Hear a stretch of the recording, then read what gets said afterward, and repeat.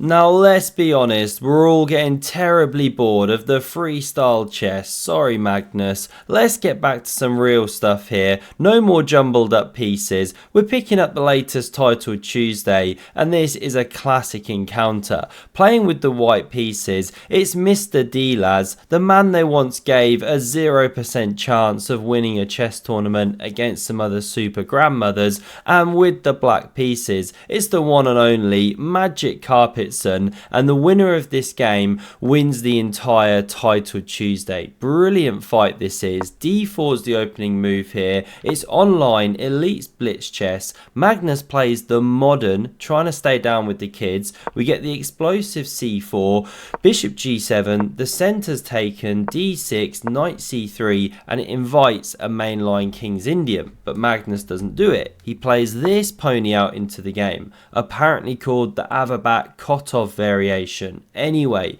the camel toe pawn formation erected, and the knight now hits a very provocative square d4 here. And why is that I say it's provocative? Because after it's attacked, where's it going to? Where's it retreated? It's not. How do you defend it? You can't unless you push P, which is what Magnus does. Of course, Dennis is itching to take on Passon, bellow it in his best French accent, often known as en croissant in some parts of the world, but instead he plays this great move and it piles on the pressure. Magnus goes queen b6 in response, and the game really sharpens already. Knight a4, normally a stinky boo-boo, knight on the edge, fall off the hedge, but after check, now this bishop blocking, although white's losing some time, so is black, and instead of playing the natural queen c7, Magnus sticks the lady in Siberia, she's freezing over there, and then white's got this chance to get a nice edge with knight takes. If bishop takes, then you can go knight c3 and you get this real nice initiative over here. The knight could jump, the queen's offside, very nice advantage. But we get bishop c3, looks really natural to pressure in the center, but not precise because this knight can now no longer retreat there. Magnus pounces, bishop d7, great move. This one's now under fire. No retreat as mentioned, and if you play, what's the move? Knight takes on d4 first, well then you can play pawn captures, this one takes, this is how the line goes here, gets a bit crazy, but black's actually doing well here, this is how it could transpire. Okay, we'll stick with the game. Come back from the back cave, that's what we can do in this view. Now we get pawn b3, does set up the connect 4, Dennis unlocks himself a staring contest with the one and only Garry Kasparov. Very lucky guy, but Magnus can now take, mangle the structure, leave Dennis with one that only a mother could love. And although it looks like you're in a world of trouble with black, Magnus has got a good plan here. You know, he can't take, or then there's all this take stuff here. So what exactly are you doing to defend this guy? e5 is playable, but Magnus comes up with knight f6, and it's a really nice idea because you attack the center here, and if now we get knight takes, you know, surely black is just collapsing. Pawn takes, this one takes, doing great, pressure, pressure, pressure. Well, no, this is the cheeky shot. Knight takes on e4. You don't yet recapture the piece. You hit the bishop on c3. It's hanging. The knight's also hanging. We won't keep going on all the lines here, but black's actually doing great. So let's run back to the game. We saw knight g3 to defend the pawn. f3 technically better. A second connect 4 would have been set up. That would have been awesome.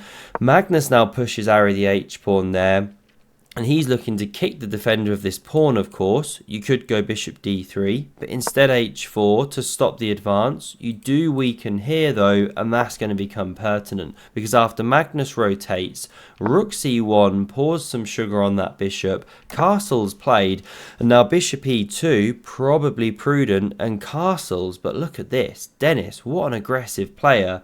Bang, he goes f4. Andrea starts spinning the beats and he sets up this awesome bayonet pawn formation. Not one of my made up words, that is actually the name of it. And if you ever face it over the board, be very careful. This end here gets really sharp, very pointy. And Magnus now goes after it straight away, trying to blunt it with his bishop there. Sensitive diagonal. This one pogo sticking all over the board now to do some defense. And e6 really natural. Rip open the e file, or if takes, rip open the f file, presuming pawn would recapture. So what does Dennis do in response? He only goes for a diagonal bomb cloud. We absolutely love it. Knight f6 from Magnus, looking to check. So king g1, and I love this, is Dennis trolling Magnus, setting up voluntarily a freestyle chess position, knowing that Magnus had lost to Vincent Keimer in freestyle chess just a couple hours earlier. Who knows, right? But that's one ugly, placement of those pieces there. How is Dennis going to unravel? Magnus hops forth there, and look at this for a move. It's really good understanding of chess. Don't play too slowly here. You're going to get squashed and dominated. Files opened. Queen re-enters the game at some point. Don't know when. But no, Dennis plays f5. And it looks crazy when your king's still exposed, your pieces aren't developed, but it's actually a really good move. And Magnus goes wrong here. He should apparently take immediately, because if captures, this knight can always step back. But okay, he takes here, looks very, very natural, but you actually activate this queen. Who cares if this pawn's going to drop? Now taking here, a technically best move, but this one was taken by Magnus, and it allows, takes on e6, pawn recaptures, and now we get ourselves a sacrifice almost as interesting as Ali Reza's preparation routine. Here he is running the bath. He's got the Uno deck scattered across the water there, sitting like a kind of creepy serial killer pose. Not quite sure what that's all about, but this is how he goes deep, prepares for major tournaments. What's the move played here? Is knight takes on h5, a thunderbolt out the blue, and if you capture, not played, there's check, and this is the problem. The king's dreadfully exposed. Step anywhere this way and you take with check, knight drops. Step here, best move, still you take with check and knight drops, but at least you run the king away, and okay, we'll stop the line here. The queen could go here or here. It's some kind of rough equilibrium. But of course, it's just absolute craziness. Anything could happen.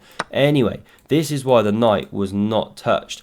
Instead, Magnus takes on f5 here. We see queen g5 anyway. Very difficult to defend that one, but you can just about get away with knight e5. Cover it like this. Amazing outpost that this knight has got. This is the thing with pawns moving. You create holes. And now I love this. What does Dennis do?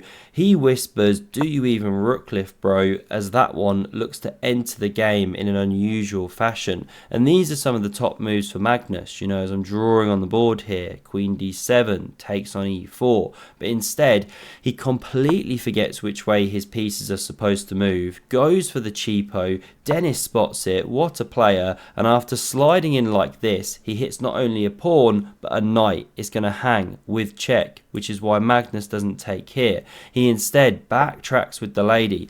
It's back from the frozen depths of Siberia, and after takes, played, don't worry, not a blunder, knights do move backwards. You hear Gary bleating away, one of Magnus's biggest fans, and we don't yet see takes on h5. Instead, Dennis takes on f5 here, attacking the knight on e6, and that's why we see Magnus capture on f5. Knight g3 played to hit that one. It centers itself, and knight f4, massive threat here. And my knee-jerk reaction, right, h5. Looks kind of natural, give the rook room, you're kind of opening stuff up, tasty, but you can go knight f4, rook here, and then g5, and you're woefully short of squares for that rook. You're in a hell of a bind. It's horrible. What a stallion this one is. So let's jump back to the game. Dennis recognizes the danger, drops back with this one, blocks his bishop, but does stop knight f4 and opens squares for the rook. We see rook e8 from Magnus. Now this rook hits f3, and knight d4, not the best, takes us to an endgame here. Magnus with some nasty pawns, and Dennis now gangs up on them. Magnus goes after this weak one. We see an exchange of prisoners. First g3 flicked in, a pair of rooks leave the board, d6 under fire, and if rook e6, bishop h3 comes, and you can't hold the knight and the pawn. So we see this one first played. This rook drops, and we're back to level material, but Magnus has slightly the better pawn structure and the nastier minor piece in a game of blitz. You know, knights are such tricky mushrooms. We see a seahorse spawned now, very natural. This bishop hits the long diagonal, b6 very natural, and rook c6 looks to get access to the 7th, check that king. Magnus covers. Now we see bishop d5, natural centralizing move, and after king h6, both players improved the monarchs, knight d3, and Magnus now looking to go to Forktown, population Dennis. He spots it, gets out the forking way, the check comes anyway, king stepping back, knight g4 and a4 on the board, and both players at this point scrambling on seconds. We're in a fight to the death. Who's going to take title Tuesday? This rook is played, the king steps up, Magnus checks again, back, do you want to draw? No he doesn't. Magnus shifts across, and actually it's problematic to defend that pawn, because if bishop c6, then there's knight e3, check, and you can take on c4. The rook will no longer be defending when the bishop gets in the way. You can play that line, it's something different, but okay. Dennis doesn't like it. He plays bishop e6. Magnus now wins a pawn. He's one to the good, and you should push that c pawn immediately. Not played. Rook c7. You see the advantage grow, but the game's so far from done. We see check played. King f1. This knight checks some more. King e1 on the board. King f6. And Magnus now spins around that king with tempo, centralizing powerfully after this exchange of pawns, and after rook c6 hitting the g pawn, it advances, and Dennis plays a slightly subpar move, right? He should swing with the rook behind the g pawn or check first, but he plays bishop a6.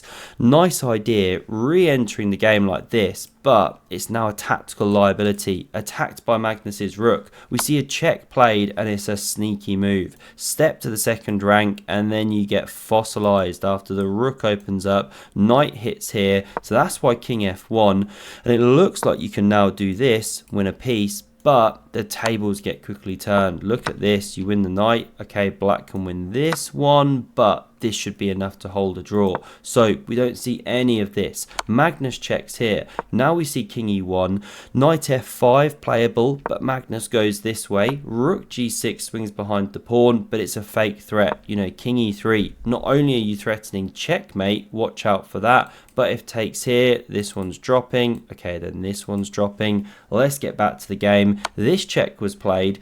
Magnus now steps back. Rook g6 and a new knight jump. He doesn't want that draw. We get bishop b7 played, and it's a mistake because Magnus can now build up the pressure on it here.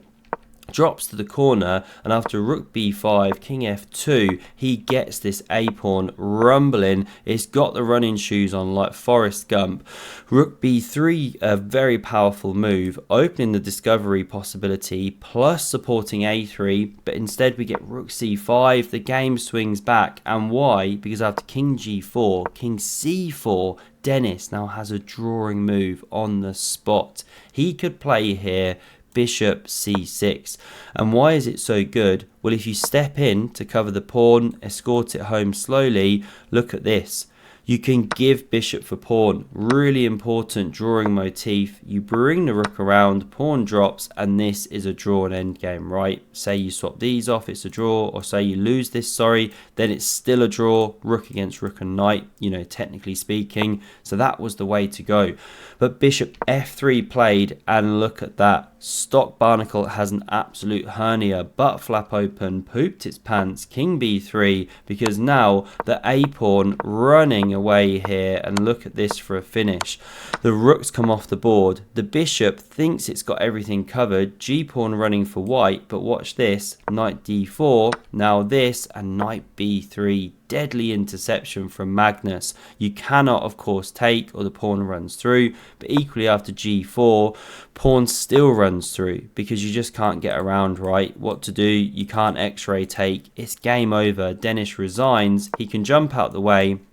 But Magnus, of course, probably will make the queen if he doesn't want to showboat. And, you know, somehow or other, he swings around, gives up the queen like that, and we get some kind of weird draw. No, of course, he'd go on to win the game. So this was the final position, and Magnus stormed Titled Tuesday, early tournament, finished top, and this was just after the freestyle. Hope you enjoyed that one. Do smash subscribe if you did, and have a look at the video on screen for another epic game of chess. Cheers.